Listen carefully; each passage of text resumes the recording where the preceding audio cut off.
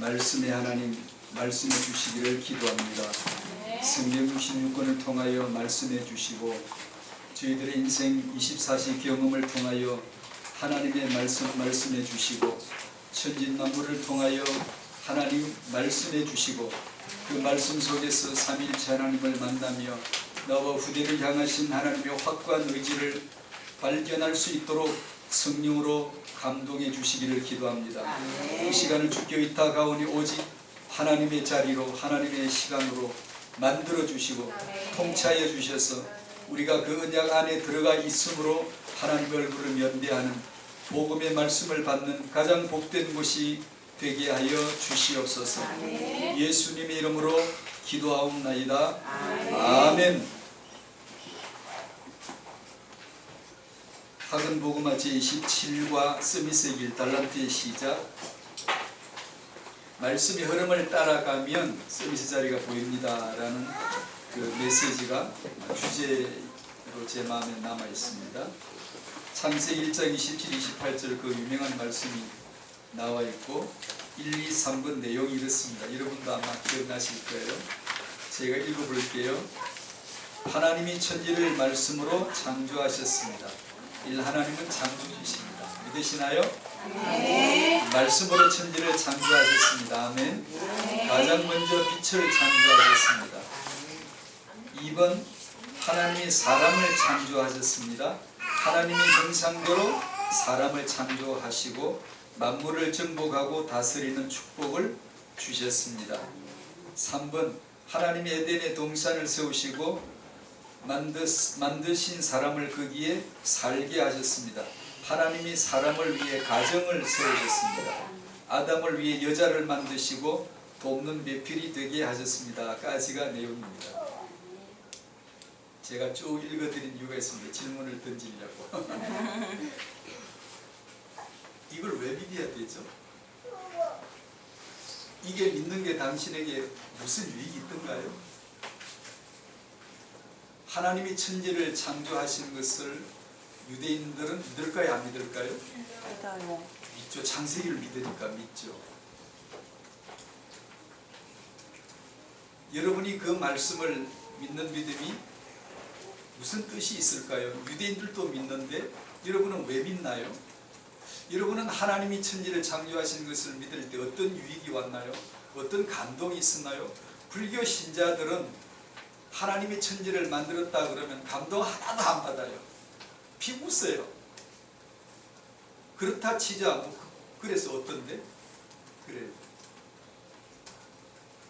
그걸 부정도 하지만 부정을 안 해도 아무런 감동이 안 돼요. 그게 어떻다는 건데? 여러분 물어보세요. 하나님이 천지를 창조하셨습니다를 믿는데 그래서 어쩌다는 거죠? 그거 믿는다고 구원받는 건 아닐 테고요.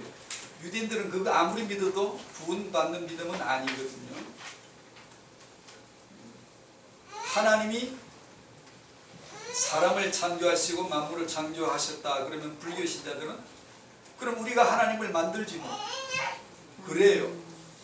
왜냐하면 그들의 신앙의 그 종교의 본거지는 자기거든. 마음, 자기 안에 마음이거든요. 일체 유심조란 말 들어보셨나요? 마음먹기 달리고 우리가 마음 먹으면 그대로지. 사람이 본이니까 내가 생각하면 그게 신의 생각이야. 내 마음으로 있다 그러면 있는 거고 내 마음으로 만들면 만드는 거지. 그러니까 우리는 하나님이 창조하셨다 그러면 그들은 우리가 하나님을 만들지 뭐 그럼. 그게 무슨 대수냐? 그게 무슨 의미가 있냐? 만물 속에 너 살고 나 살고 있고 똑같은데 무슨 의미가 있냐라고 말합니다. 기독교인들은 하나님이 창조주이심을 믿는 믿음이 과연 무슨 유익이 될까? 무슨 믿음일까? 여기 나온 대로 이 말씀을 이대로 포럼을 하고 이대로 토론을 했을 때 돌아오는 영적인 유익은 무엇일까?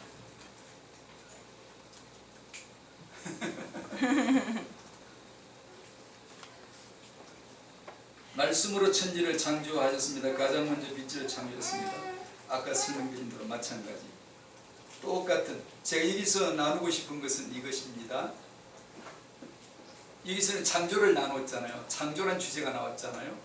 창조를 알려면 창조를 논해서는 모릅니다. 창조에 대해서 얘기를 10,000시간을 떠들어도 답 안 나옵니다. 그래서 얻어다는 건데 한마디 해버리면 그래 뜨악해져 버려요. 지금까지 10,000시간 동안 열냈는데 왜 열냈지? 훌 날아가 버립니다.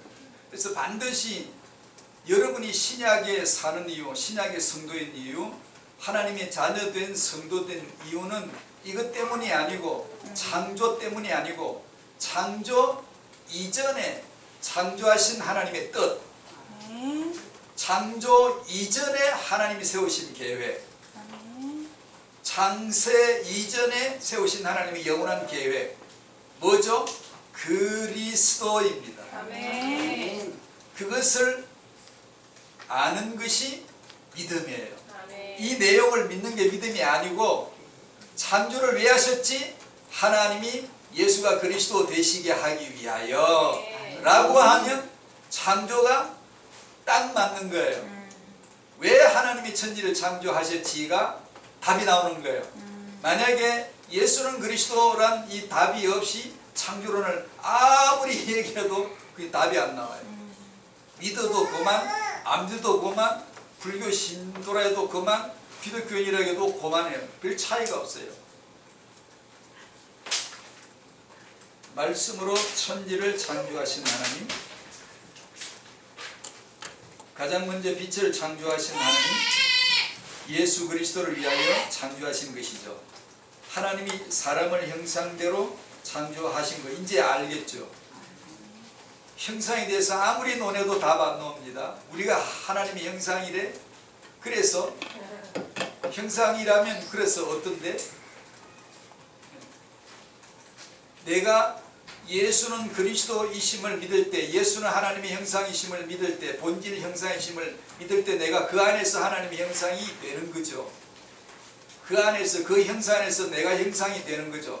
예수는 그리스도가 없이 내가 스스로 혼자 형상이 될 수 있다 없다? 없어. 피조물은 딸린 식구는 이건 그리스도란 줄이 닿지 않으면 아무 짝에도 쓸모가 없는, 당장 버려지는 거예요. 아무것도 아니에요. 아무것도 아니에요. 인본은 예수가 없어도 가치가 대단해요. 인본주의는 인간의 가치가 대단하다고 해요. 그걸 인본주의라고 해요. 우리는 복음은 인간은 아무리 잘나봤자 죄인 중에 괴수일 뿐이야가 복음이에요. 너는 예수가 그리스도 이 복음이 없이는 단 1초도 존재가 될 수 없음이라고 결론을 내버리거든요. 그러니까 오직 예수만 믿어야 되는 거지. 그 복음을 설명해 주시려고 천지와 만물을 쭉 펼치시는 거예요. 하나님이 사람을 위해 가정을 세우셨습니다. 가정이 소중하다는 건 다 아시죠? 종교도 알아요. 국가 정책도 반영돼요. 가정을 지키려고. 여기서 말씀하는 가정이 왜 중요한가요? 제가 신혼여행 갔다 온 신혼부부에게 주일날 예배를 참석했길래 이렇게 말해줬습니다. 그대들이 결혼했잖아요. 둘이 잘 살아야 되지요. 둘이 해로해야 되지요. 그대들이 부부가 되어서 아무리 잘 살아도 그 잘 살았다는 것 때문에 하나님이 영광 받으실 것은 없다. 유교 신자도 잘 사는 사람이 있고 무신론자도 부부 생활 잘 사는 사람 얼마든지 있을 수 있다. 잘못 사는 사람도 있지만, 그러니까 하나님이 찾는 영광은 그대들이 부부로서 잘 살았다고 해서 받을 영광은 하나도 없다. 그대들이 결혼하여서 살다 보면 그 결혼 생활을 통하여 예수는 그리스도가 깨달아져 가게 될 것이니 그때마다 하나님이 아버지는 자기 아들 때문에 영광을 받으시는 분이시다. 아버지는 아들 외에 부자를 틀지 않았어요. 계좌번호가 없어. 자기 아들로 들어오는 것만 싹싹 받아. 아들 예수가 아니면 하나님 앞에 돌려드릴 계좌번호가 없어. 우리는. 아멘? 네. 예수 외에는 아버지에게 올려드릴 영광이 없어. 길이 없어. 길이. 계좌번호가 없어. 오늘 우리 계좌번호로 말이 나왔는데 생각도 안 했는데 맞잖아요. 송금하고 싶은데 그분의 계좌번호, 아버지의 계좌번호는 예수다. 예수는 그리스도라고 되어져야 아버지가 영광을 딱 받으시는 거예요. 아멘. 그 얘기를 해줬죠. 그러니까 결혼 생활 하다 보면 인생 만사 희노애락을 경험할 텐데 그때마다 예수는 그리스도를 깨닫는 쪽으로 인도받아라. 그러면 그대들의 결혼이 하나님의 영광이 될 것이다. 아멘. 근데 가정이 소중하죠. 아멘. 우리가 소중하다 해서 소중해지는 것 아니라 언약 안에서 그 뜻을 이렇게 이해하면 얼마나 소중합니까? 그래서 남자를 먼저 짓고 여자를 뭘로 지었죠? 돕는 배필로 지었죠. 여자 여러분 돕는 배필로 사시나요? 돕는 배필이 뭘까? 아담이 사업을 너무 많이 벌여놔서 짐승들 이름 짓기 바쁘고 너무 간이 피곤해가지고 지쳐가지고 책상에 머리 쳐갖고 너무나 피곤해하고 힘드니까 일이 너무 많아. 사업을 해야 돼. 활동을 해야 돼. 남자는 바깥에 할 일이 많아. 그래서 여자가 살림 살면서 내조하고 배필이 되어지죠. 조선에는 가부장적인 조선사회 분위기 맞잖아요. 남자는 일을 하고 여자는 내조하면서 돕는 배필. 이러면 창세기 이 2장 말씀을 읽어주면 조선시대는 맞다면서 전부 다 아멘했을 거 아니야. 우리가 그렇게 살고 있습니다. 지금 그 뜻일까? 만약 그렇다면 지금 어떤 집은 명백하게 여자가 소득원이 되고 남자가 살림을 아예 사는 집도 있더라고. 옛날 저희 어렸을 때 같은 저희 성장기에는 상상도 못한 일이었죠. 빌어먹어도 남자가 그냥 바깥에 가서 움직여야 되고 빌어먹어도 여자는 집안 살림을 살았지요. 근데 지금은 여성이 오히려 활동적이고 활동을 해야 될 입장이고 남자가 오히려 도와줘야 될 그런 집안도 있잖아요. 그러면 남자는 그 여자의 돕는 배필이 되는 건가? 그렇잖아요. 만약에 그게 돕는 배필이라면 그 뜻이 아니죠. 예수는 그리스도를 계시해 주시려고 설명해 주시려고 우리는 영원한 그의 신부 아내이고 우리의 신랑은 남자는 예수 한 분뿐이시라는 것을 보여주시기 위해서 설명해 주시기 위해서이죠. 즉 말씀의 흐름을 따라갈 때 스미스자리가 보입니다. 이 말씀의 이면에 서 계신 예수는 그리스도를 알게 되시기를 바랍니다. 왜 타행하를 하지? 똑같은 주제예요. 타행하 이전에 하나님의 뜻을 알지 못하면 타행하를 만년을 해도 답이 안 나와요. 애 잘 키우는 운동이 결코 아니에요. 하나님의 뜻을 아는 거예요. 알면 오늘 메시지가 나오겠지만 레아 같은 여자도 위대한 이스라엘의 믿음의 제1어머니가 될 수 있었어요. 그러나 레아는 자격 수준이 능력 수준이 아버지에게는 이용당하고 남편에게는 사람같이 못하는 비운의 여자이지 슬픈 여자지 결코 기대가 있는 성취할 만한 그런 여성이 아니었습니다. 학원 보고만 이 정도 할까요?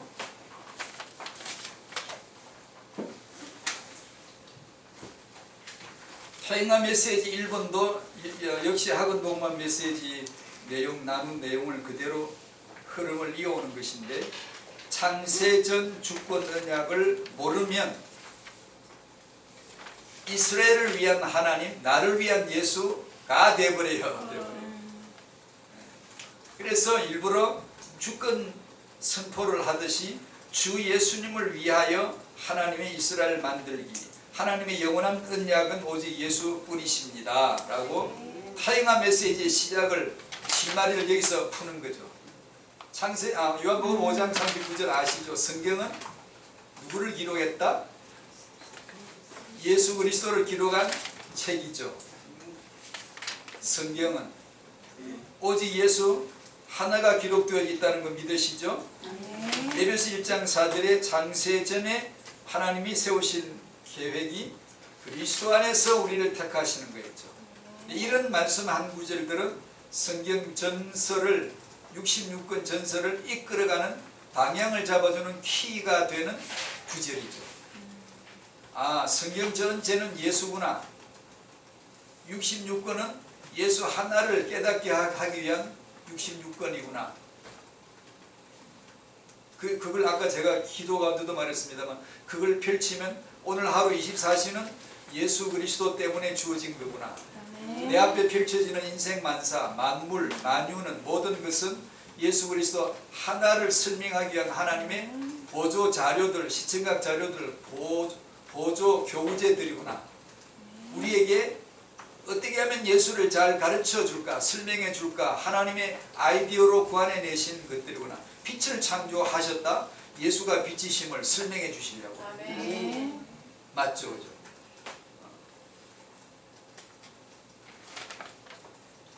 아담에게 주신 축복이 뭐였더라? 생육 번성 충만. 후손이죠. 중시조 노아에게 주신 축복이 뭐였더라? 창세기 9장 1절에 똑같죠. 아담 시조나 중시조 노아나 하나님이 주신 축복이 똑같죠. 생육 번성 충만해라. 이스라엘의 시작이 아브라함인데 아브라함에게 주신 축복이 똑같죠. 씨 약속, 생육하고 번성하고 충만할 축복을 주시죠. 왜 아담 노아 아브라함에게 동일한 후손의 생육 번성 충만의 축복을 주셨을까? 빨리. 하나님의 마음에는 무슨 계획이 있다? 자기 씨 아담에게 씨 운운하면, 후손 운운하면 하나님 자기 아들 계획이 있으신 거예요. 아멘. 자기 아들. 자기 아들을 통한 생육 번성 충만의 계획이 있으신 거예요.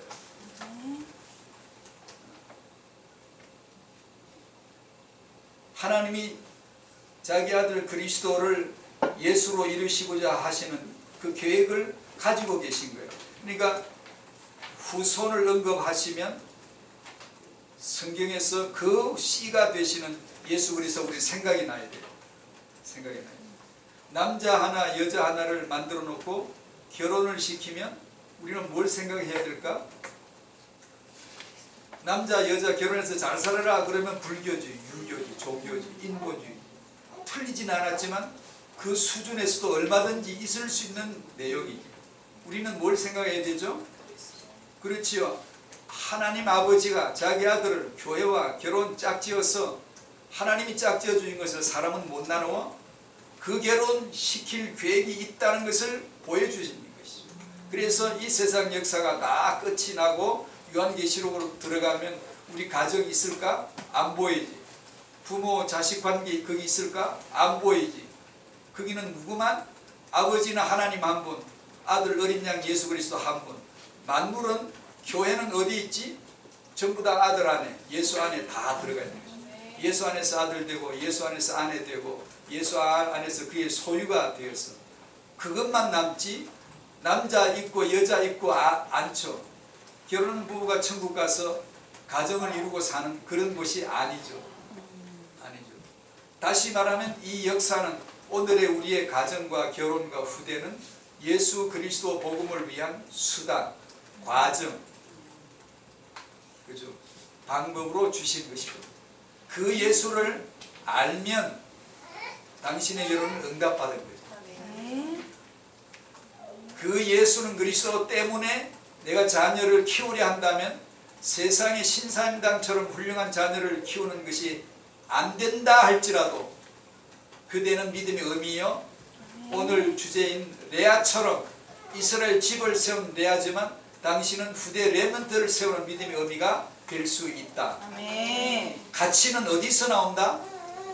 인간의 실력에서 나오는 게 아니고 예수는 그리스도에게서만 나오는 것이다. 아멘. 누가 잘 키운 어미냐?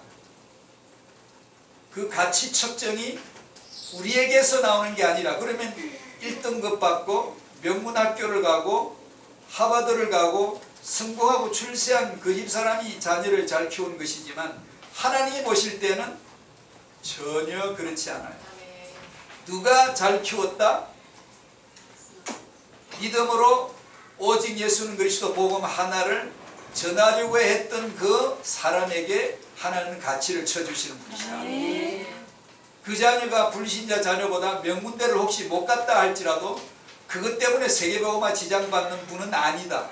아멘. 만약에 인류 실력자들이 세계복음화를 위해서 필요했다면 하나님은 그런 자들을 순교당하게 하지 않았을 거라고 제가 여러 번 소개했죠. 스데반 죽을 때 보고 계셨어요. 왜냐? 죽는 게 영광이니까. 죽는 게 세계복음화 지장이 되면 안 죽이지. 죽은 자가 살릴 수 있죠. 왜 못 살리겠어요? 죽은 나사로 억지로 불러내가 살려내놓기까지 해놓으셨는데 얼마나 나오기 싫었겠어요? 세상에 오고 싶은 사람이 어디 있겠어? 빨리 가고 싶지. 여기서는 몰랐는데 한 번 가고 나니까 맛을 봤는데 세상에 나오고 싶겠어요? 예수님이 나오라 나오라 그러니까 할 수 없이 기어났죠. 그런데 왜 유능한 세계적인 전도자는 죽는 걸 막아주지 않았을까? 돌에 맞을 때 왜 구출해주지 않았을까? 하실 수 있는데 왜? 그 죽는 것이 세계복음화이니까. 우리는 그걸 알아요? 모르죠. 우리 계산은 그런 게 안 나와요. 우리는 여전히 믿어도 인본주의니까. 그러니까 이 주권을 모르면 우리들 생육권 충만으로 풀어버려요. 자, 오늘 레아인데요. 창세기 29장을 펴보십시다. 아실 거예요. 레아가 야곱의 첫 번째 아내. 여섯 아들 중에 누가 하나만 이름을 우리가 올렸지만 여섯 아들의 어미입니다. 이스라엘의 12아들이라는 그 반이 이 레아의 소생인데 엄청나죠. 어마어마하죠. 창세기 29장 31절에서 36절까지 같이 읽죠. 시작. 여호와께서 레아가 사람같이 무담을 보시고 그의 뼈를 여셨으나 라헬은 자녀가 없었더라. 레아가 임신하여 아들을 낳고 그 이름을 르우벤이라 하여 이르되 여호와께서 나의 괴로움을 돌보셨으니 이제는 내 남편이 나를 사랑하리라 하였더라. 그가 다시 임신하여 아들을 낳고 이르되 여호와께서 내가 사랑받지 못함을 들으셨으므로 내게 이 아들도 주셨도다 하고 그의 이름을 시몬이라 하였으며 그가 또 임신하여 아들을 낳고 이르되 내가 그에게 새 아들을 낳았으니 내 남편이 지금부터 나와 연합하리로다 하고 그의 이름을 레이라 하였으며 그가 또 임신하여 아들을 낳고 이르되 내가 이제는 여호와를 찬송하리로다 하고 이로 말미암아 그가 그의 이름을 유다라 하였고 그의 출산이 멈추었더라. 출산이 멈추었더라. 네 아들을 낳는 얘기까지 읽었네요. 레아는 잘 아시죠? 그의 아버지가 누구였더라? 라반. 야곱이 아버지 이삭의 결혼 축복 후대 축복을 받고 창세기 28장 1절에서 5절 축복을 받고 열심히 뛰어서 외삼촌 라반 집으로 자기 어머니의 오빠 집으로 바다 나람으로 뛰어갔죠. 가서 누구를 만나죠? 운명의 여인 라헬을 만나죠. 사랑하죠. 오직 라헬만 사랑하죠. 라헬과 결혼한다면 무슨 내가 몇 년을 머슴을 못 살까? 라헬에 푹 빠졌죠. 그 얘기 너무 잘 알잖아요. 그랬는데 결혼하고 보니 누구였더라? 라헬이 아니고 사랑 한 개도 안 하는 뜻밖의 레아와 결혼하게 될 수밖에 없는 희한한 꼬인 인생 운명이 봉착된 야곱이죠. 레아는 아버지에게 이용당하고 1+1식으로 헐값으로 라헬을 원하는 야곱에게 라헬은 숨겨놓고 야곱이 원하지 않는 레아를 먼저 결혼시키므로 레아는 아버지에게 그야말로 아버지가 야곱을 속이는 거고 자기를 이용했고 남편 야곱은 레아를 전혀 사랑하지 않고 여러분 남편에게 사랑 받을 수 없다는 것이 모르겠네. 제가 여자가 안 되어봐서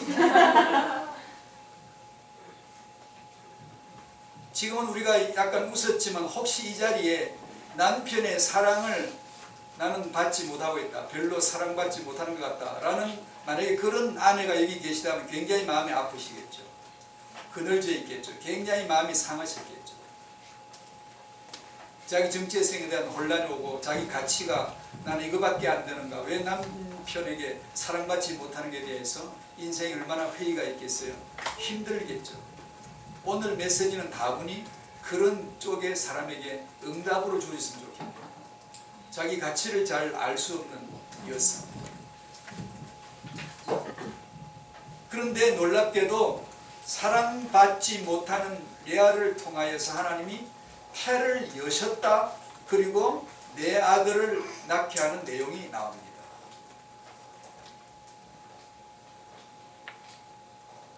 사랑받지 못함을 보시고 태를 여셔서 아들들을 6아들을 낳게 하신 하나님의 이유가 뭘까요? 잘 모르겠지만 그냥 추측해보죠. 하나님의 이스라엘 계획은 몇 아들이다?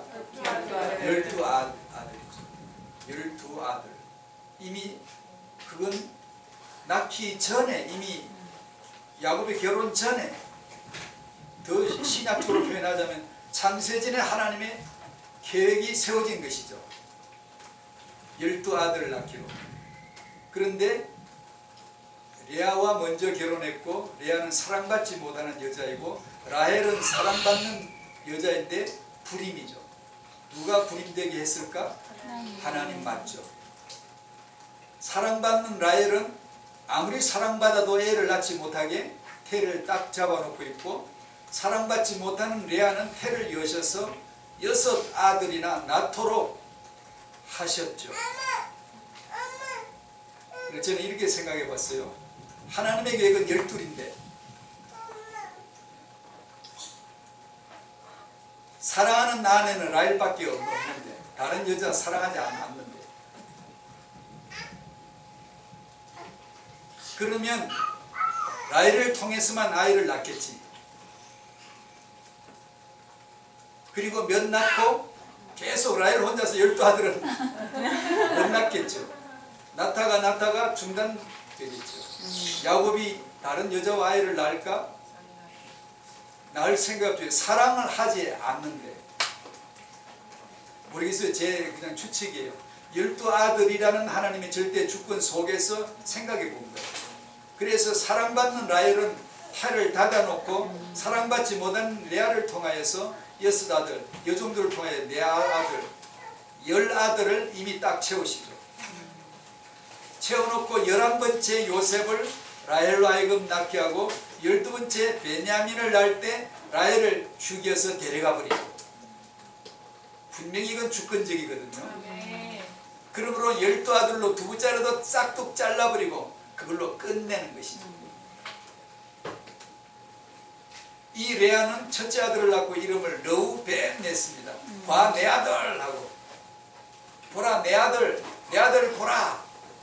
시몬 하나님 응답하셨다. 세 번째 레위 연합, 하나님이 나와 연합하시리라.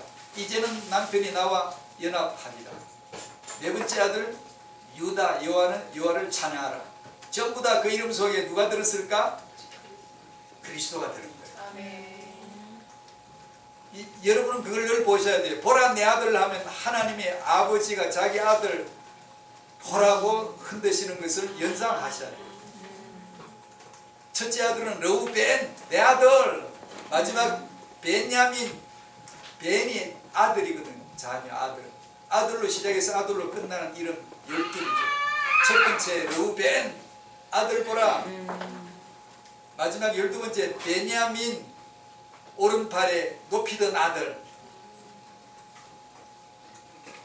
이 12는 여러분 보고 12아들 낳으라는 게 아니고요, 하나를 낳더라도 예수는 그리스도로 키우려 한다면 당신은 12의 축복을 받은 거예요. 그걸 설명하고자 하는 거예요. 왜 12이지? 하나 예수는 그리스도를 설명하려는 12이에요. 성경에 12제자 나오거들랑 12문, 12기둥, 12보석 나오거들랑 하나 예수 그리스도를 설명하려고 12이라고 하시는구나. 그렇게 아시면 맞아요. 그러니까 하나든 둘이든 좋은데 여러분이 예수를 믿으려 하고 믿지만 복음으로 키우려 하고 아멘. 복음 중요한 줄 마음의 가치를 부려야 한다면 아멘. 어찌하든지 내 아이에게 복음을 전달해야지 하는 양육을 하려 한다면 당신은 이 시대에 믿음의 의미요 남이 모르는 숨은 가치가 있는 믿음의 의미가 맞다. 아멘. 세상의 자녀를 잘 키우는 양육자로 볼 때는 훌륭한 어미들이 참 많지만 그러나 그게 아니라 거기서 하나님이 가치를 쳐주는 게 아니라 주일 예배를 나오고 그리스도의 복음을 들으려 하고 또 듣고 있으며 믿음을 고백하고 나 예수 하나를 이 아이에게 전달해야지 그것이 양육자의 사명이지 라고 생각하신다면 틀림없이 믿음의 의미가 맞다. 하나님은 당신에게 숨은 가치를 보신 것이다. 레아는 인간적으로 볼 때 불운한 여자예요. 아버지에게 철저하게 이용당했지. 아버지에게 아무 가치가 없는 그냥 라헬을 숨겨놓고 레아를 큰 딸을 그냥 물건처럼 취급하듯이 싸구려처럼 아까 제 웃기는 표현으로 1+1 했는데 그냥 끼어 넘기는 식으로 그랬지만 하나님의 주권은 달랐다 이거죠. 아멘. 나중에 야곱이 죽을 때 막벨라굴의 조상들의 묘에 갇힐 때 라헬은 못 들어갔지만 레아는 거기 들어갔으며 야곱이 나중에 죽기 전에 고백하는 내용 보면 레아가 아주 중요한 이스라엘의 어미로서 이스라엘 국가를 건국한 어미예요. 6 아들 12아들에서 6이라니까요. 그게 레아입니다.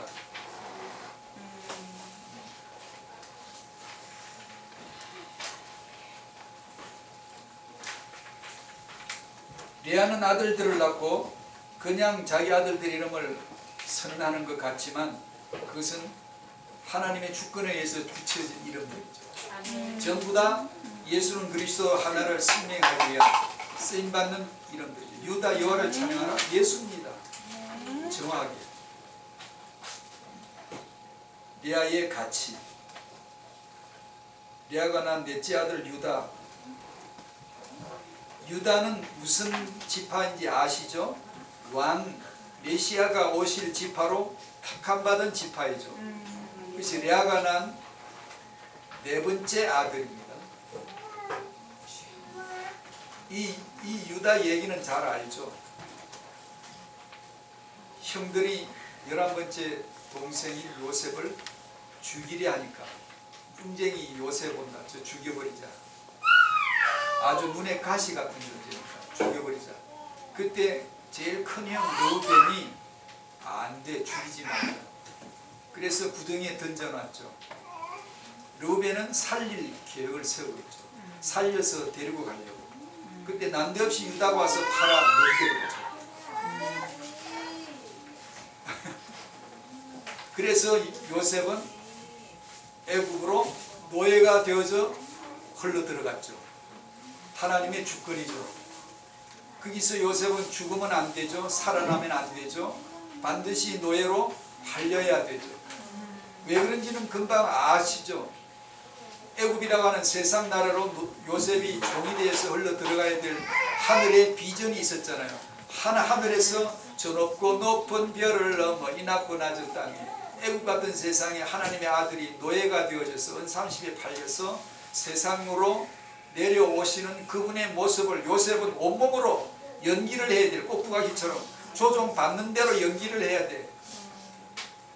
이 땅에서는 진정한 의미에서 꼭두가시밖에 없거든요. 하나님의 주권에 의해서 쓰임받는 거거든요. 그 길을 가야 되니 유다가 그 하나님의 주권에 쓰임을 받은 거죠. 어떻게 동생을 팔아먹어? 그 행위가 잘했다는 게 아니고요. 그 행위가 험이 없다는 뜻은 아니에요. 윤리적으로는 문제가 있는 것 같지만 주권으로 보면 하나님에게 쓰임을 받은 거죠. 예수 그리스도의 모습을 재현해 줬으니까. 그 유다예요. 그래서 요셉은 애굽에 가서 총리가 되어가지고 고백하죠. 형들이 나를 이곳에 보낸 것이 아니고 팔아먹은 게 아니고 하나님이 나를 보내신 것입니다 라고 복음적 해석을 정하게 내리죠. 그게 복음입니다. 내가 죽고 형들을 살리잖아요. 예수 죽고 모든 걸 살리잖아요. 복음을 계시해 주시는 것이잖아요. 그 이야기를 우리가 잘 알고 있습니다. 마지막으로 이어서 여러분들 얘기 간단하게 하고, 지금까지 얘기했던 것이지만 레아는 자기 가치를 몰랐어요. 사랑받지 못하는 자기 인줄로만 알았고, 아버지에게 이용당하는 가치가 없는 맏딸인 줄로만 알았는데, 알고 보니 하나님의 주권 속에서 놀라운 계획이 있었고 숨은 가치가 있는 존재였다는 걸 발견하게 됩니다. 여러분이 그 가치를 발견하셔야 돼요. 뭐죠? 어디서 발견될까요? 복음 안에서요. 어찌하든지 여러분의 자녀에게 복음 하나를 전달하려고 하시기를 바랍니다. 그러면 당신이 이 시대에 가치가 있는, 숨은 가치가 있는 믿음의 의미 맞아요. 틀림없이 맞아요. 잘하건 못하건, 저 엄마보다 내가 복음을 아이에게 전달하는 것이 모자랄 것 같아? 아무 상관없어요. 내게 있는 만큼 하세요. 주어진 만큼 하세요.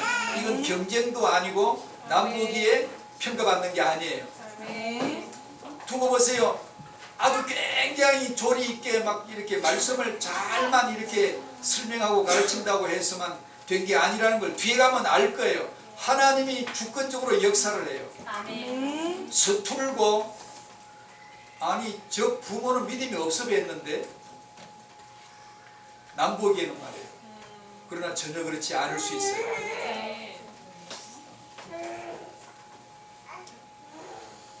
성실하게 복음을 들으시고 교회를 출석하시고 강단의 말씀 속에서 나만 죄인됨을, 예수만 그리스도 되심을 알아가고, 그리고 후대에게 이 복음 하나를 나는 꼭 전달해야 되라는 것만 최고로 기도한다면, 정성스럽게 준비해서 말씀을 승리하려 한다면, 하나님은 여러분을 통하여 렘들을 세우실 겁니다.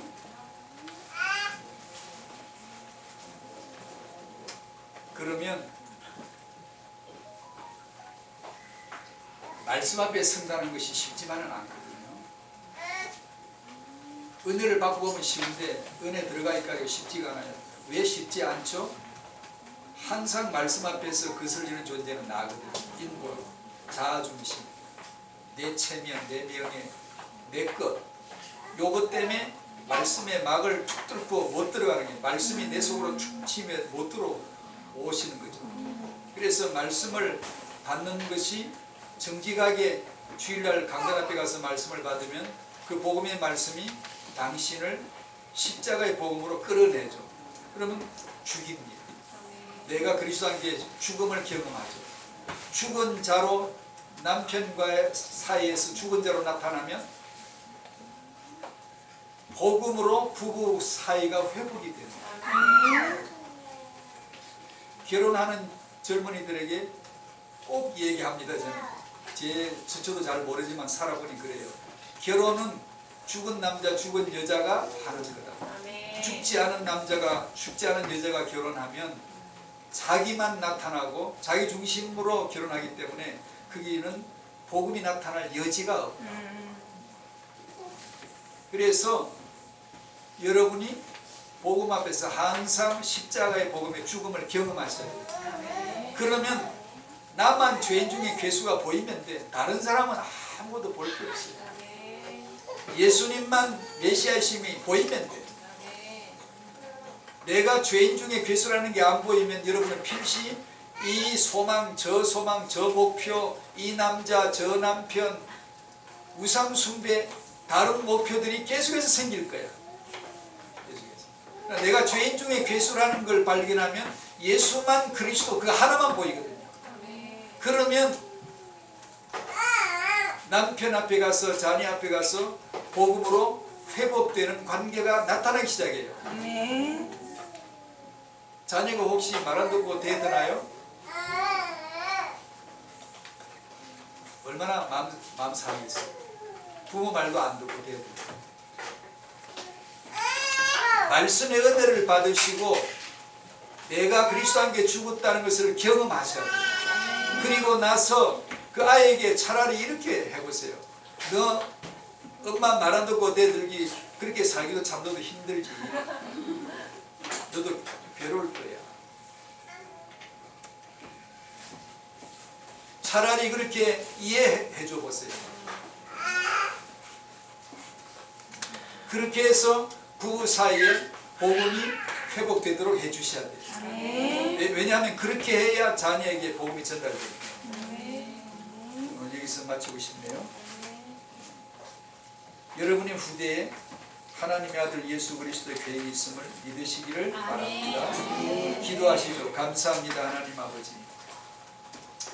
혹시 저희가 태영아 전도학교로 모여서 기도하고 말씀 받는데 자녀들에게 어미로서 남편에게 아내로서